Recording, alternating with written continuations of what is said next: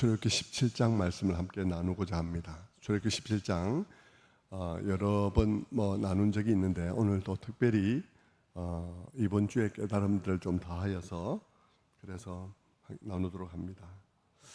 애굽에서 400년간 종살이를 하던 이스라엘 백성들은 하나님의 은혜로 해방되게 되었죠. 그래서 애굽을 출발해서 약속의 땅을 향해서 가고 있습니다. 하나님의 인도하심을 따라서 신광야를 거쳐서 르비딤이라는 곳에 이른 그들은 거기에 장막을 쳤습니다. 문제는 거기에 물이 없었다는 것이죠. 광야에서는 물이 없는 것이 정말 물이 곧 생명입니다. 그래서 물이 없다는 것을 아는 순간 곧 우리는 공포에 사로잡히게 됩니다. 여러분, 정말 광야에 가서 햇빛은 정말 피부를 뚫고 들어오듯이 따갑게 내리쬐고 대지에서는 그 열기가 눈동자를 익힐듯이 그렇게 뜨겁게 올라오는데 거기서 물이 없다는 생각을 한번 해보십시오. 주변을 돌아볼 때 광야이기에 지평선만 보인다라고 생각하면 여러분 그건 바로 공포입니다. 엄청난 공포가 우리들에게 몰려오게 되죠. 그래서 그 사람들은 공포에 질려서 술렁거리기 시작했고 급기야 모세에 대한 원망을 난폭하게 내뱉기 시작했습니다. 당신이 어찌하여 애굽에서 잘 지내고 있는 우리들을 이끌고 나와서 이처럼 여기서 목말라 죽게 하느냐, 거칠게 시위를 했습니다. 이렇게 죽게 하려고 애굽에서 우리를 데려 나왔나 하고 따졌죠. 그들은 애굽에서 그들 자신이 얼마나 희망 없는 삶을 살고 있었는지를 잊어버렸습니다. 그리고 그들이 애굽에서 나올 때 얼마나 놀라운 구원을 받았는지도 쉽게 잊어버렸습니다. 그리고 그들의 의식은 다만 현실이라는 이 상황 속에서 맞닥뜨린 시련과 고통에 온통 그 마음이 사로잡혀서 모든 것을 다 잊어버리고 불평을 터뜨렸습니다. 불평의 핵심은 뭐냐 하면 하나님은 지금 뭐하고 계신가? 지금 우리가 이 상황에 있는 것을 하나님께서 알고 계신가, 알고 계시지 않은가? 그리고 하나님은 지금 우리와 함께 계신가, 계시지 않는가가 그들이 질문하는 질문의 요지였습니다. 성도 여러분, 이 자리에 그렇지는 않겠습니다만 교회 처음 나오는 분들은 교회 오면 왜 맨날 남의 나라 역사 이야기들을 이야기하는지 이상하게 생각하죠. 그것은 잘 몰라서 하는 얘기 아니겠습니까? 우리는 남의 나라 역사를 들여다보고 있는 게 아니에요. 우리는 아주 특별한 한 민족의 역사를 보고 있습니다. 그것은 그들의 역사이지만 동시에 하나님이 자기 자신과 자기 자신의 구원의 계획을 우리에게 전해주기 위해서 역사라는 드라마를 써가는 데 있어서 캐스팅된 주인공의 이야기를 우리가 듣고 있는 것입니다. 그러니까 우리가 그냥 뜬금없이 어느 우리와 상관이 없는 어떤 나라의 역사를 들여다보고 있는 것이 아니라 하나님 자신이 어떤 분이신지, 그리고 그분은 우리와 어떤 관계를 맺고 싶어 하시는지, 그리고 우리는 어떤 문제 속에 있는지, 그리고 우리는 어떻게 구원받을 수 있는지에 관한 이 이야기들을 설명해 주기 위해서 한 민족을 캐스팅했다는 얘기입니다. 한 민족을 이렇게 등장인물로 그렇게 선택을 했다는 말이죠. 그리고는 그들과의 관계를 통해서 하나님에 관한 이야기, 구원에 관한 이야기를 우리들에게 설명해 주고자 하고 있는 것입니다. 그러니 그 드라마 속에서 그들의 행동은 곧 우리들의 행동일 때가 많고 그들에게 하신 하나님의 말씀은 곧 우리들에게 하시는 하나님의 말씀일 때가 많은 것이죠. 그런 말씀들을 모아서 경전을 만든 것이 오늘 이 구약 성경이라는 것입니다. 오늘 이 사건도 한번 보십시오. 그들의 이야기는 우리들의 현실과 대단히 평행을 이루면서 이게 이거네 이러면서 평행을 이루면서 가고 있습니다. 그들의 현실은 어떻습니까? 그들은 하나님의 은혜로 모세를 통해서 애굽의 종살이에서 해방되어 나왔지만 약속의 땅인 가나안은 아직도 먼 미래에 있고 지금 여기서의 현실은 광야인 그런 상황 속에 있습니다. 이건 우리 그리스도인의 인생과 너무나 흡사한 이야기인 것이죠. 우리가 하나님의 은혜로 예수 그리스도로 말미암아 죄의 종로에서 구원받은 것은 놀라운 사실이지만 그러나 그 하나님이 예수 그리스도를 통해서 우리에게 약속하신 그 나라의 완성은 먼 미래에 있고 지금 당장 여기서 우리의 삶은 고난으로 점철된 현실이라는 사실이라는 것이죠. 우리의 인생은 시련과 고통이 가득한 게 마치 광야와 같은 것입니다. 구원받은 후 우리의 인생은 꽃길이 아닙니다. 광야예요. 우리는 그 광야 같은 인생을 걸어서 통과해야 하는 것입니다. 구름 타고 지나가는 게 아니라니 말입니다. 그래서 너무나 똑같은 이야기인 것이죠. 그런데 여러분은 예수 믿다가 시련과 고통을 만나면 어떤 태도를 취하십니까? 여러분은 예수 믿다가 시련과 고통을 만나면 실망하고 원망하십니까? 아니면 시련과 고통이 우리 인생의 당연한 일이라고 생각을 하십니까? 저는 늘 여러분들에게 말하기를 시련과 고통은 우리 삶 속에 당연한 일이라고 늘 말씀드렸습니다. 여러분들은 이 교회에 예수 믿으면 모든 것이 잘 된다는 얘기를 듣고 속아서 왔습니까? 그런 꿰매 넘어가서 왔습니까? 예수 믿으면 특별히 꽃길을 걷는다고 누가 얘기를 하던가요? 여러분 꿈 깨십시오. 그런 일은 없습니다. 성경에서 구원받은 이스라엘 백성들이 그려주는 그림을 보십시오. 그들은 출애굽한 후에 그들은 바로 가나안에 들어가지 않고 광야를 걸어야 했습니다. 예수 믿었다고 해서 우리도 마찬가지입니다. 예수 믿었다고 해서 우리의 현실이 달라지는 것 아니에요. 우리는 똑같은 현실을 걸어가게 됩니다. 그렇다면 여러분, 우리가 똑같은 현실을 걸어가지만 다른 거는 뭡니까? 다른 게 뭐죠? 이스라엘 백성들이 광야에 나왔을 때 그들이 다른 게 뭡니까? 그들에게 다른 것, 오늘 우리들에게 다른 것은 있죠. 그것은 그들의 삶에 방향이 생긴 것입니다. 무엇을 향해서 가야 할지 방향이 생긴 거예요. 그들의 삶 속에 어디로 가야 할지 소망이 생긴 거예요. 그들은 여전히 고통스러운 현실인데 그 고통스러운 현실을 이전에는 애굽의 노예로 살아갔지만 지금은 자유인으로 살아가는 거예요. 그것이 다른 거예요. 우리의 현실이 다른 것이 아니고 내가 달라진 거예요. 아직은 우리의 현실이 다른 건 아니에요. 우리가 불신자와 다른 현실을 살아가는 거 말도 안 되는 소리 하지 마십시오. 그런 일 없어요. 우리는 불신자들이 살아가는 현실과 똑같은 현실을 살아갑니다.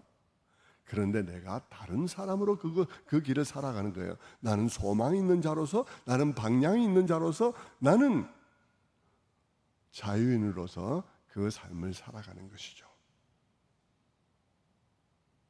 여러분, 이스라엘로 말하자면 전에 애굽에서 종살이 할 때는 그들의 삶의 목적이나 방향이 없었습니다. 400년째 종살이 하고 있는데 무슨 삶의 미래나 방향이나 목적이 있겠습니까? 그냥 사는 대로 사는 거죠. 그냥 하루하루 사는 대로 사는 거죠. 우리의 인생도 그랬다는 겁니다. 우리의 인생도 목적 없이 죄의 종노릇 하면서 그냥 사는 대로 사는 삶이었던 것이죠. 그런데 어느 날 그 이스라엘 백성들에게 모세가 찾아왔습니다. 그리고 하나님의 말씀을 전해 주었어요. 하나님이 그들을 구출하셔서 그들을 조상들에게 약속했던 그 약속의 땅에 데리고 갈 거라는 것입니다. 하나님이 조상들에게 준 약속을 잊어버린 것이 아니라 기억하고 있으며 지금 그 약속을 이루려 하신다고 말씀을 해주신 것이죠. 그래서 그들은 애굽에서 나왔습니다. 광야로 나온 그들은 같은 사람이지만 어제와는 다른 사람이 되었습니다. 어제와는 다른 사람이에요. 이제 그들에게는 소망이 생겼고 그로 인해서 삶의 목적과 방향과 열정이 생겼습니다. 모든 변화가 그들에게 모세가 찾아옴으로써 일어나게 되었죠. 아니 더 정확하게는 모세를 통해서 주신 말씀으로 인해서 그들의 삶의 변화가 왔습니다. 하지만 그렇게 해서 그들이 이집트를 나섰을 때 그들 앞에 펼쳐진 것은 가나안이 아니었습니다. 그것은 여전히 광야였습니다. 여러분, 이게 구원받은 백성이 오늘도 구원 이후에 마주해야 할 현실입니다. 이스라엘 백성들은 애굽에서 종노릇 하는 데서는 벗어났지만 그들이 마주해야 할 현실은 결코 다른 현실이 아니요, 덜 고통스러운 현실이 아니었어요. 그들의 현실은 여전히 고통스러운 현실이었는데 다만 애굽의 바로의 종이 아니라는 것입니다. 우리 그리스도인도 그렇습니다. 우리 그리스도인도 예수 믿고 구원 얻었다고 결코 다른 현실을 살거나 고통스러운 현실 위를 구름 타고 지나가는 이런 인생을 사는 게 아닙니다. 하지만 차이가 있는데 분명한 차이는 고통스러운 운명을 벗어난 자유인인 것이죠. 이제는 우리의 삶은 고통스러운 그 운명, 이스라엘 백성들로 말하면 태어날 때도 바로의 종, 죽을 때도 바로의 종, 이런 그런 고통스러운 운명에서 벗어난 자인 것처럼 오늘 우리도 죄의 종된 자로서 죄의 종된 자의 그 피할 수 없는 운명에서 벗어나 있는 그런 자유한 자로서 그 길을 걷는다는 것이죠. 비록 그 길이 고통스러운 광야이지만 그 고통스러운 길 위에서도 위로받을 수 있는 소망이 있고 목적지가 있고 그로 인해서 그 소망을 가지고 그 목적지를 향해서 걸어간다는 것입니다.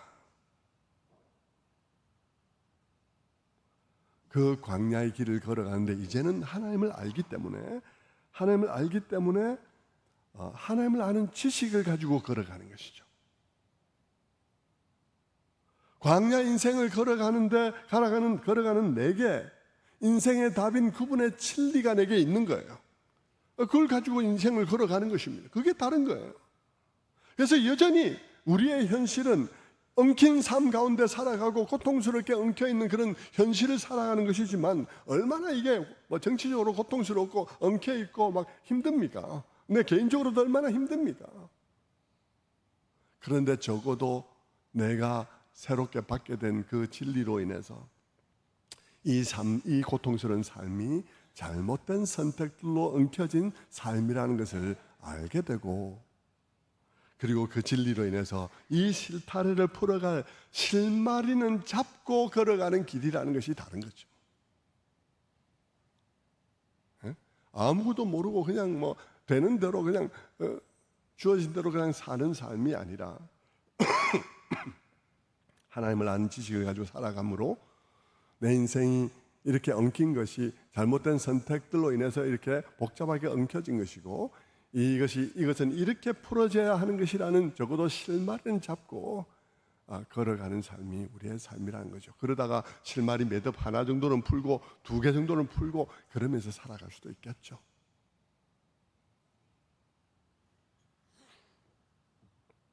그게 다른 점입니다. 여러분, 다른 점이 딴 데 있는 게 아니에요. 하나는 꽃길이고 하나는 가시밭길이고 아니에요. 여러분, 똑같은 현실이에요. 내가 다른 거예요. 내 마음이 다른 거예요. 내 머릿속에 있는 게 다른 거예요. 이런 이스라엘 백성들과 우리 사이에 이런 유사성으로 인해서 이스라엘 백성들이 광야에서 한 행동들과 그들이 실패한 그 실패의 기록들은 오늘 우리들에게도 너무나 중요한 말씀들이 되는 거예요. 그래서 바울은 고린전서 10장 11절 말씀에 그렇게 말씀하시죠. 저희에게 당한 이런 일이 거울이 되고 또한 말세를 만난 우리의 경계로 기록하였느니라. 말세에 만난 우리를 깨우치기 위하여 기록되었느니라. 그런 것이죠.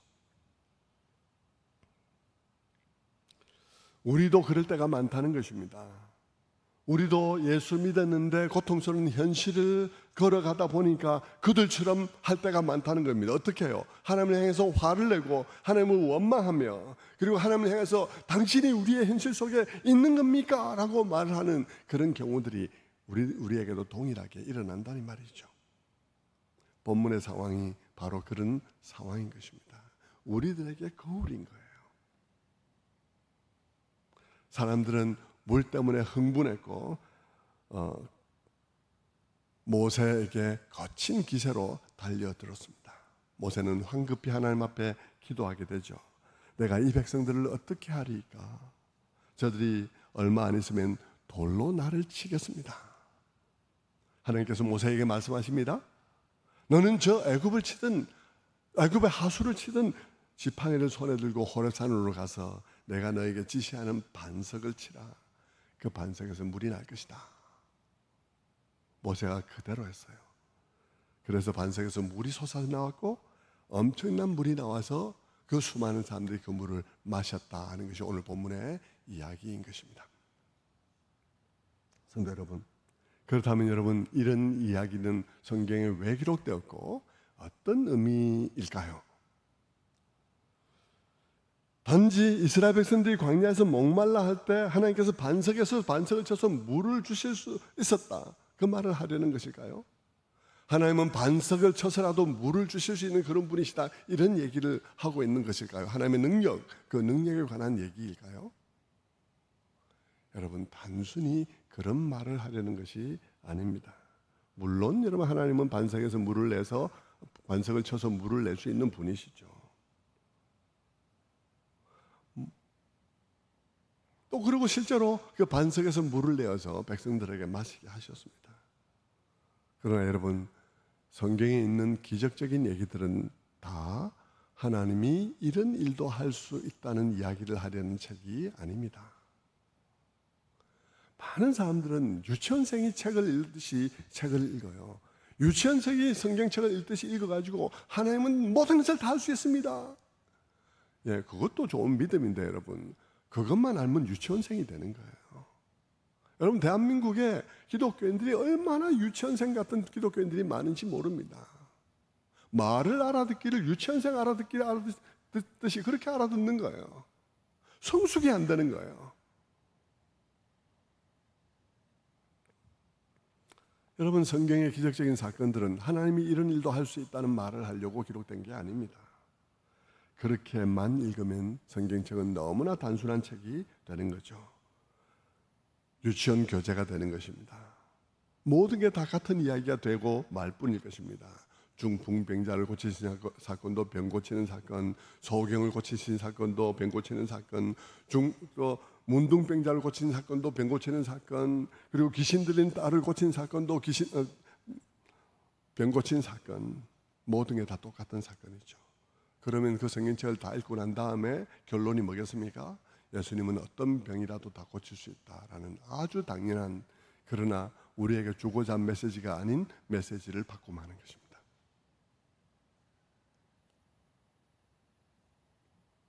여러분, 성경이 그런 단순한 얘기를 하려면 이렇게 두꺼울 필요가 없어요. 이렇게 복잡하게 많은 사건을 기록할 필요가 없습니다.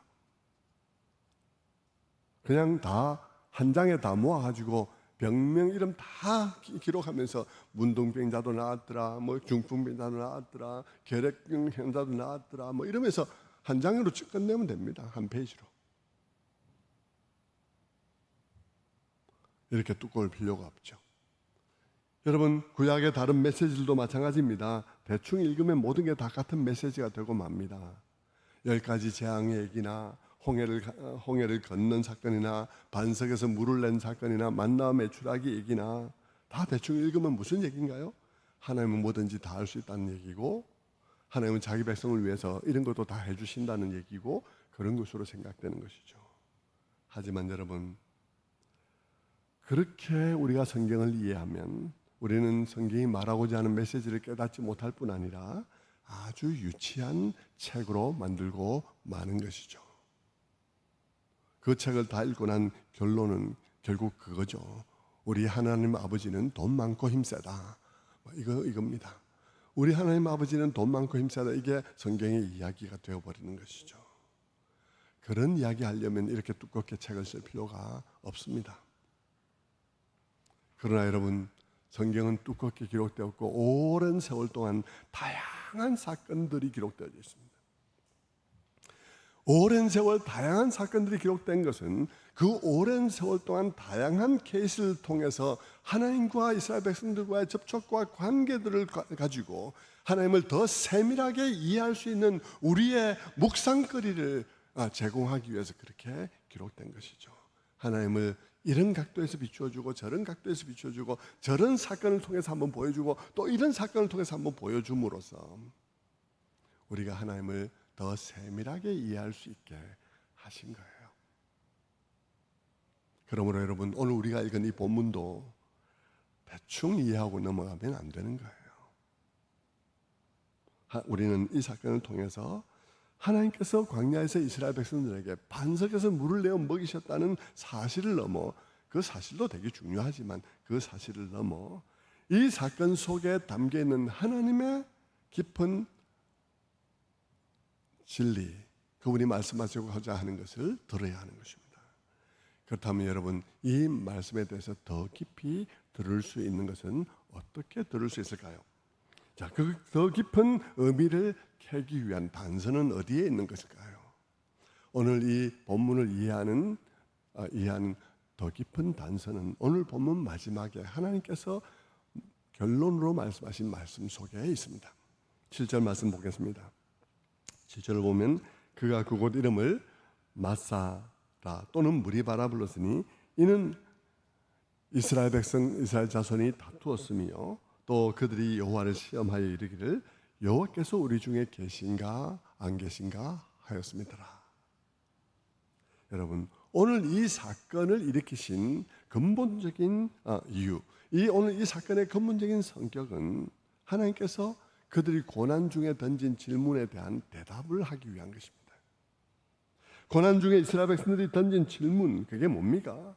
그것은 여호와께서, 우리의 언약의 하나님이라는 그 여호와께서 지금 우리의 이 상황 속에 계신 거야 안 계신 거야 하는 이 질문, 여호와께서 우리의 이 상황에 계신 거야 안 계신 거야 하는 이 질문에 대한 대답으로 이 사건이 기록되어졌다는 것이에요.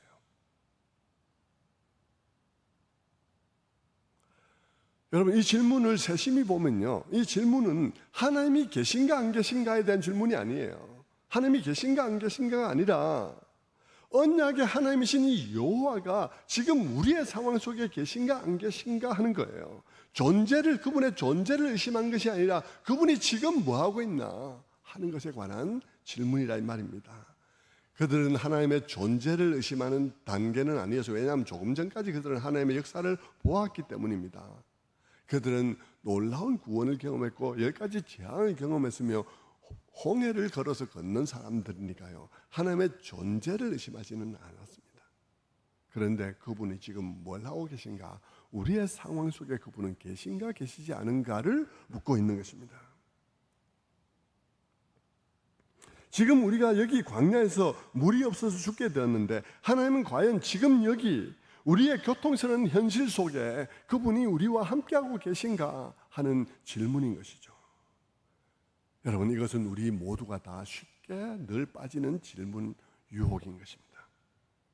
우리도 여러분, 하나님이 없다고 생각하는 사람이 이 자리에 아무도 없으리라 생각합니다. 하나님이 없다 하는 그분의 존재를 의심하는 사람은 이 자리에 거의 없을 거라고 생각해요. 많은 사람들은 이미 그들처럼 하나님의 놀라운 구원의 은혜를 경험했습니다. 그래서 하나님이 계시다고 생각하겠죠. 그러나 그럼에도 불구하고 어려움이 닥치고 문제가 터지고 그런 현실 속을 걸어가다 보면 우리의 마음속에 그런 마음이 드는 것입니다. 하나님을 믿는 나에게 왜 이런 문제가 생겼나? 하나님은 지금 나의 이 문제 속에 함께하고 있는가? 그렇지 않은가? 이 어렵고 고통스러운 매일매일의 현실 속에 하나님은 나와 함께 하시는가, 함께 하지 않는가 하는 질문을 우리가 늘 하게 되는 것이죠. 반석에서 난 물에 관한 이야기는 우리가 이런 상황에서 늘 빠지기 쉬운 질문, 그 질문에 대한 대답입니다.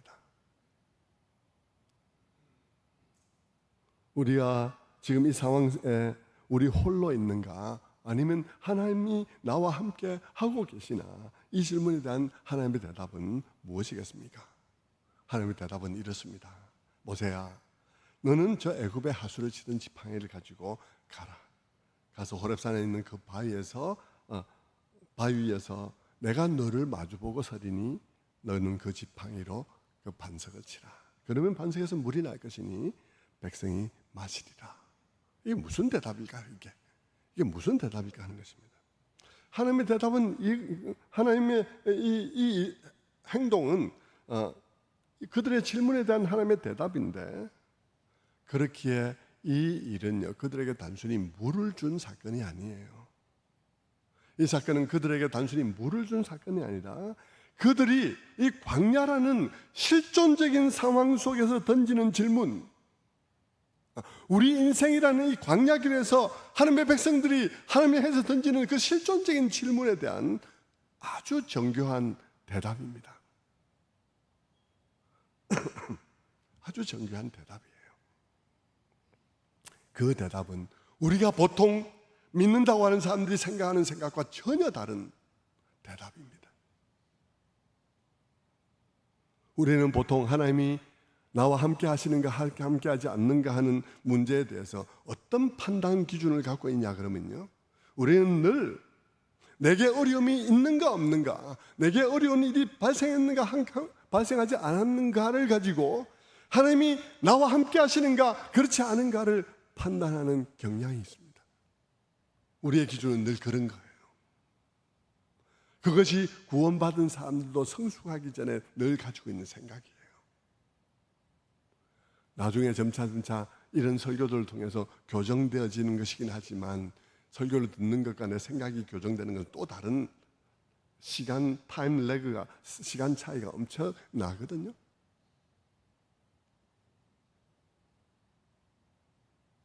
대부분은 그렇죠. 나에게 좋은 일이 생기면 하나님이 나와 함께 하신다고 방방 뜨고, 내게 어려움이 생기면 하나님이 나와 함께 하시나 그러면서 의심에 빠지고, 대부분은 그렇게 하는데, 그런 우리들을 향한 하나님의 대답은 뭐냐는 것입니다. 하나님은 우리에게 어떤 방식으로 함께하고 있냐 하는 것입니다. 늘 믿음 없고 늘 불신앙적이고 방금 받은 은혜도 며칠 사이에 까먹고, 그리고 어려움이 생기면 쉽게 원망하는 그런 우리를 위해서 하나님은 우리 가운데 어떤 분으로 계시냐 하면, 그런 나 대신 늘 십자가를 지는 분으로, 그런 나 대신 늘 내가 맞을 매를 대신 맞는 분으로, 그런 분으로 우리 가운데 계시다는 것입니다. 그래서 내가 죽지 않고 있는 거예요.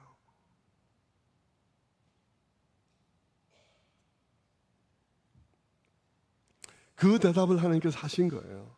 모세야, 내 지팡이를 가지고 그것으로 반석을 치라. 그러면 물이 날 것이니까 그것이 백성들로 하여금 마시게 하라. 쉽게 말하면 그렇게 말한 것 같지만, 그러나 주님은 정교하게 다른 방식으로 말했습니다. 그렇게 말하지 않고 주님은 모세에게 그냥 지팡이가 아니라 저 애굽의 하수를 치던 지팡이를 가지고 가라. 그리고 반석을 치라고 말하지 않고 내가 그 반석 위에 너를 향해 서리니 너는 그 지팡이로 반석을 치라라고 말을 했어요. 보이지 않는 하나님이 반석 위에 서시겠다는 것입니다. 반석 위에 서 있어도 보이지 않으니까 그냥 반석이겠죠. 그런데 그 하나님이 서 계신 그 반석을 향해서 그 지팡이로 치라는 것입니다. 그런데 여러분, 그 지팡이가 애굽의 하수를 치던 지팡이라는 것입니다.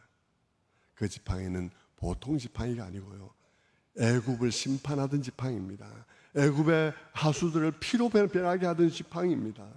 그 지팡이를 들고 홍해를 가리킬 때 홍해가 그냥 갈라졌던 그 지팡이입니다. 그 지팡이를 들고 다시 홍해를 가리킬 때 홍해가 그냥 다시 합쳐지면서 이집트의 모든 군사들이 수장되었던 그 지팡이입니다.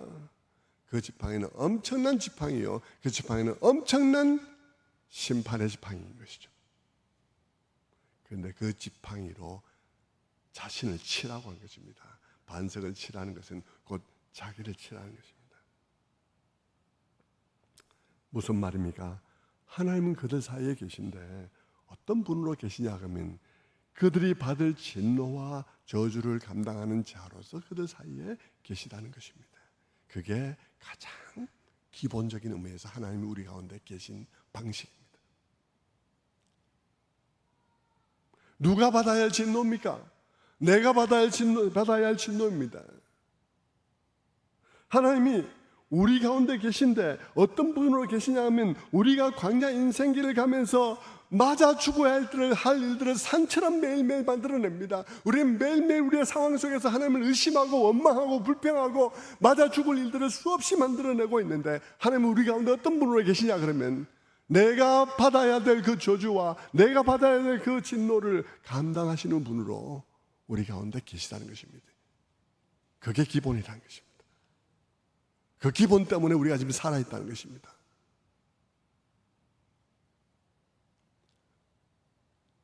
그분은 그런 분으로 우리 가운데 영원히 계신 것입니다. 우리는 광야 같은 현실을 살면서 고난당할 때마다 받은 은혜는 쉽게 잊어버리고 쉽게 원망하고 불평하며 하나님이 어디 계시냐, 나 지금 이런 줄 하나님을 알고 계시냐, 하나님을 시험하고 원망하고. 그런데 하나님께서는 우리 가운데 단지 그 고난을 없이 하시는 분으로 계신 것이 아니라, 하나님은 내가 매일 맞을 나의 맷값을 나 대신 맞으시는 분으로, 나의 허물을 매일 감당해 주시는 분으로 오늘 우리 가운데 계시다는 것입니다. 더 나아가 그분은 우리 가운데 우리가 그 광야 길을 계속 걸어갈 수 있도록 우리에게 자기를 깨뜨려 생수를 주시는 분으로, 우리에게 성령 주셔서 그 성령의 물, 그 성령의 생수로 목을 죽이고 이 광야 길을 계속해서 걸어가게 할 수 있는 분으로 우리 가운데 계시다는 것입니다. 그것이 우리 사이에 계신 그분의 가장 기본적인 임재입니다.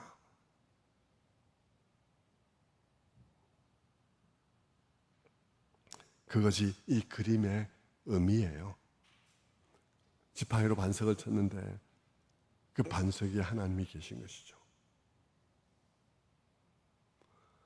하나님이 자기의 심판의 능력을 자기 자신에게 터뜨린 것입니다. 심판의 능력을 자기 자신에게 행사한 거예요.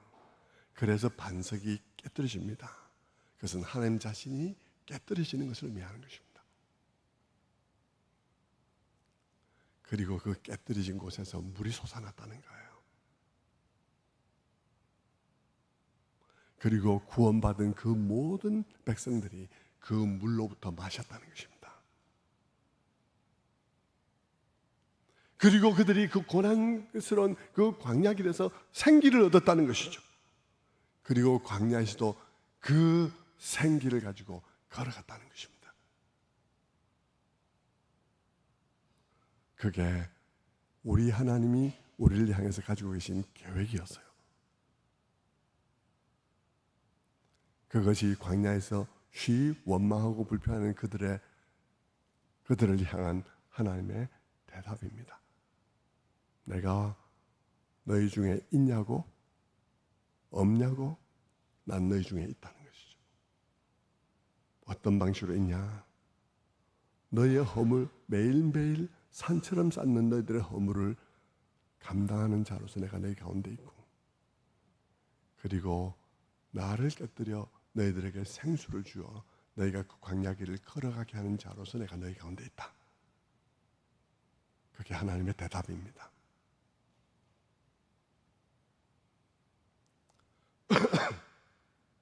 먼 훗날 신약에 오면 우리는 한 동산에 엎드려 간절히 기도하는 한 분을 보게 됩니다.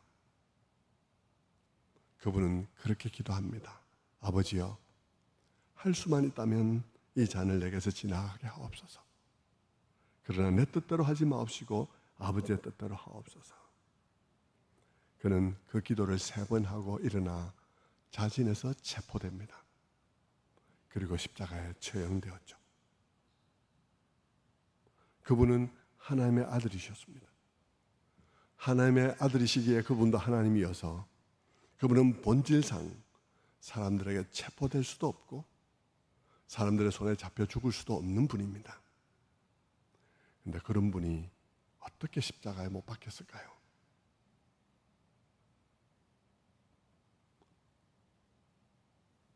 그분이 자기를 내어주셨기 때문이에요. 하나님이 말씀하신 대로죠. 내가 너를 향해서 반석 위에 서리니 너는 그 지팡이로 나를 치라 라고 하신 말씀 그대로인 것입니다. 사실 그분은 하나님이시기에 그분이 죽는 모든 그 십자가의 과정은 그분이 자기를 내어주지 않으면 일어날 수 없는 일들입니다. 그렇기에 그 십자가는 그분이 자진해서 심판대 앞에 서신 사건인 것이죠. 그분이 스스로 자신의 진노 앞에 자기를 세운 사건인 것입니다. 그리고 그 십자가 위에서 하나님께서 심판, 죄에 대한 무서운 심판을 부으셨습니다. 하나님으로부터 최고의 진노가 쏟아졌습니다. 그래서 태양도 빛을 잃는 사건이 일어나게 되었습니다. 마태복음 27장 45절의 말씀에 제 육시로부터 온 땅이 어둠이 임하여 제 구시까지 계속하더니 제 구시 즈음에 예수께서 크게 소리질러 가라사대 엘리 엘리 라마 사박다니 하시니 이는 곧 나의 하나님 어찌하여 나를 버리셨나이까 하는 뜻이라. 그분은 십자가에서 버림받으셨습니다. 그렇게 우리를 위해서 십자가를 지셨죠. 그가 운명하셨을 때 로마 군사는 그의 죽음을 확실히 확인하기 위해서 창으로 그의 옆구리를 찔렀습니다. 그랬더니 그의 깨뜨려진 몸에서 물과 피가 쏟아졌습니다. 그 피는 우리의 죄를 씻는 피요, 그 물은 우리를 살게 할 성령의 생수를 상징하는 것입니다. 죄 사함도 주님의 죽으심을 통해서 가능하게 되고 성령의 오심도 주님의 죽으심을 통해서 가능하게 된 것이죠. 이렇게 주님의 십자가에서 주님 자신이 깨뜨려짐과 그 깨뜨려짐으로 말미암아 성령이 우리에게 오심이 구약에서 이미 그렇게 기록되고 있었던 것입니다.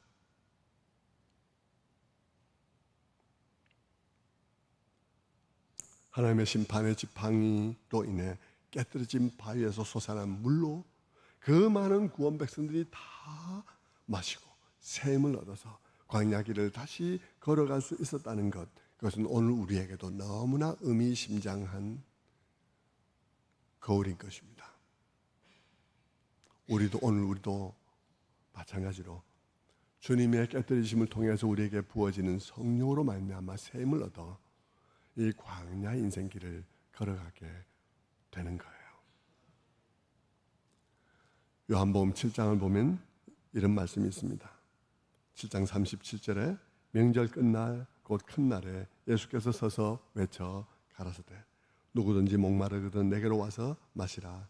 나를 믿는 자는 성경의 이름같이 그 배에서 생수의 강이 흘러나리라 하시니. 이 말씀은 초막절 마지막 날, 초막절이라는 절기의 마지막 날에 주님께서 성전에서 외치신 말씀입니다. 우리는 이 말씀을 읽을 때 늘 여기서 그 배에서 생수가 넘쳐나리라는 말을 신자의 믿는 자의 배에서 생수가 넘쳐날 것이라는 말로 이해해 왔습니다. 믿는 자 속에서 생수가 강같이 넘쳐날 것이라는 말로 이해해 왔습니다. 그런데 여러분, 성령론의 대가이신 싱클레어 퍼거슨 교수는 그의 강의에서 이 원문의 헬라어는 다른 방식으로 번역이 가능한 문장이라고 하면서 그는 이렇게 번역하는 것이 더 옳은 번역이라고 그는 말했습니다. 어떻게 번역을 했나 그러면 여러분이 영어로 나와 있지만 Whoever believes in me, let him come and drink. If he thirsts, as the scripture have said, out of him will flow rivers of living waters. 그대로 번역을 하면 나를 믿는 자는 그가 누구든지 목마를 때 내게 와서 마시게 하라.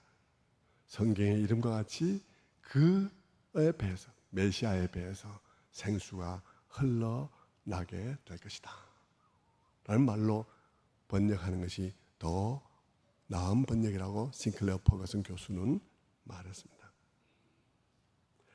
주님이 외치신 것은 주님은 나를 믿는 자라면 누구든지 목마르거든 내게로 와서 마시게 하라. 왜냐하면 성경에 기록되었기를 그에게서, 그 메시아에게서 생수가 강같이 흘러날 것이라고 말했기 때문이다 라고 말했다는 거죠.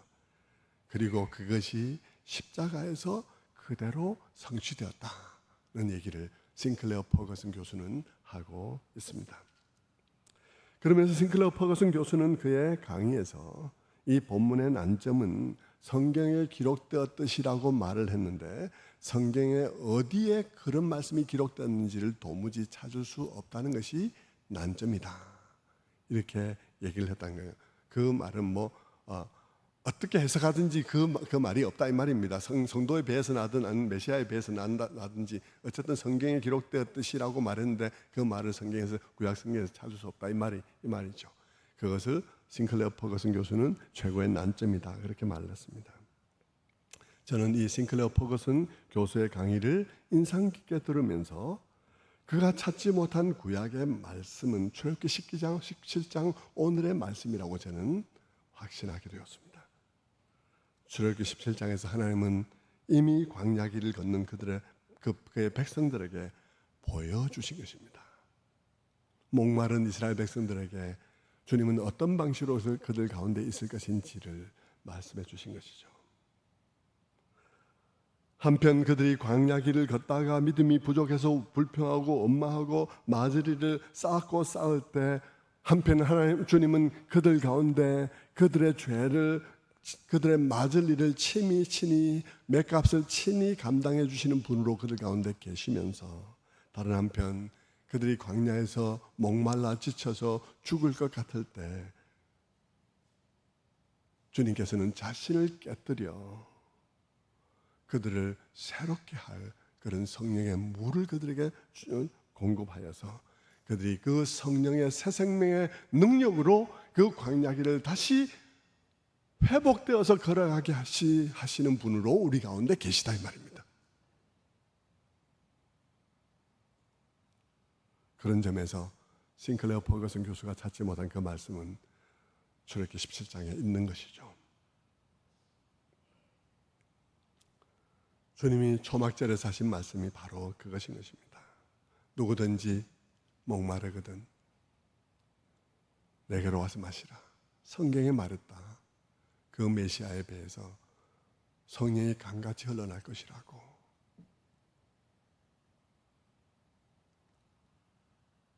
그 주님은 공생의 초기에 수가성 우물가를 찾아가셔서 거기서 물길로 온 한 여인을 만나셨습니다. 그 여인은 목마른 여인이었어요.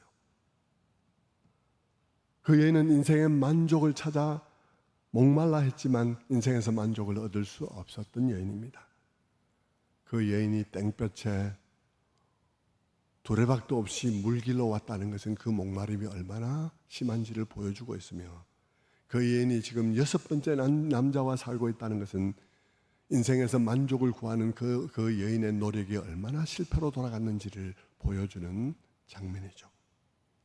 그런 그 여인에게 주님께서 말씀하셨습니다. 요한복음 4장 13절에 예수께서 대답하여 가라사대 이 물을 먹는 자마다 다시 목마르려니와 내가 주는 물을 먹는 자는 영원히 목마르지 아니하리니 나의 주는 물은 그 속에서 영생하도록 솟아나는 샘물이 되리라. 말씀을 맺겠습니다. 오늘은 성령 강림절이죠. 여러분 성령님 오심에 감사하시나요? 여러분 심령 속에 성령이 주인 되시기를 원하시나요? 오늘 성령 강림절을 맞아서 출애굽기 17장을 살펴보았습니다. 특별히 17장의 이 말씀이 광야를 걸어가면서 고달픈 그런 상황에 막다른 상황에 처할 때 하나님이 나와 함께 하시나 함께 하지 않느냐, 하나님은 이런 현실 속에 나와 함께 하시는가를 질문하는 그 질문에 대한 대답으로 이 말씀을 주셨다 그랬습니다. 우리가 걷는 길은 꽃길이 아닙니다. 우리는 불신자들과 다른 경험을 하며 세상에서 전혀 다른 세상을 살아가는 게 아니에요. 그런데 그 고통스러운 현실 속에서 주님은 어떻게 나와 함께 하시나 하는 것이죠. 그 질문은 그 질문에 대해서 주님은 대답했습니다. 언제나 주님은 우리와 함께 하신다고요. 그러나 우리가 생각하는 것과는 다른 방식으로 우리와 함께 하신다고 하신 것이죠. 물론 주님은 2차적인 의미에서 다양한 방식으로 우리와 함께 하실 것입니다. 때로는 병을 낫게 하시는 방식으로, 때로는 우리의 문제를 해결하는 방식으로, 때로는 우리에게 어려움을 주시는 방식으로, 때로는 이런 방식으로 저런 방식으로 주님은 우리와 함께 하실 것입니다. 2차적인 방식으로 주님은 어떻게 하실지는 우리의 개별적인 상황과 그분의 뜻에 따라서 각각 다를 수 있다고 생각합니다. 그러나 여러분, 1차적인 방식으로 주님은 우리에게 어떻게 하시냐? 가장 기본적인 방식으로 그분은 우리와 어떻게 함께 하시냐라고 묻는다면, 주님은 우리의 매일의 일상, 우리의 모든 연약함으로 그분에게 맞을 일을 쌓고 있는 우리의 일상 속에 그분은 우리 대신 우리의 맷값을 지불하시고 대신 맞으시는 분으로, 그리고 우리의 목마름을 성령의 생수로 채워주시는 분으로, 자기를 깨뜨려 생수를 공급하시는 분으로 우리 가운데 함께 하시다는 것입니다. 성도 여러분, 이 말씀이 여러분의 마음속에 아멘으로 받아집니까? 저는 여러분의 마음속에 이 말씀이 잘 이해되기를 바랍니다. 여러분이 성령이라고 해서 어디 가서 막 뒹굴며 어디 가서 이상한 체험을 하는 것을 성령 체험이라고 말하지 마십시오. 성령은 잔잔하고 세미한 음성으로 우리들에게 이렇게 찾아오실 것입니다. 그리고 그분은 그분에 관한 이 진리들로 우리를 감격하게 할 거예요. 그 진리의 말씀을 마음에 받아 이 성령 강림절을 정말 감사하며 맞는 여러분 다 되시기를 주님의 이름으로 축원합니다. 기도하겠습니다.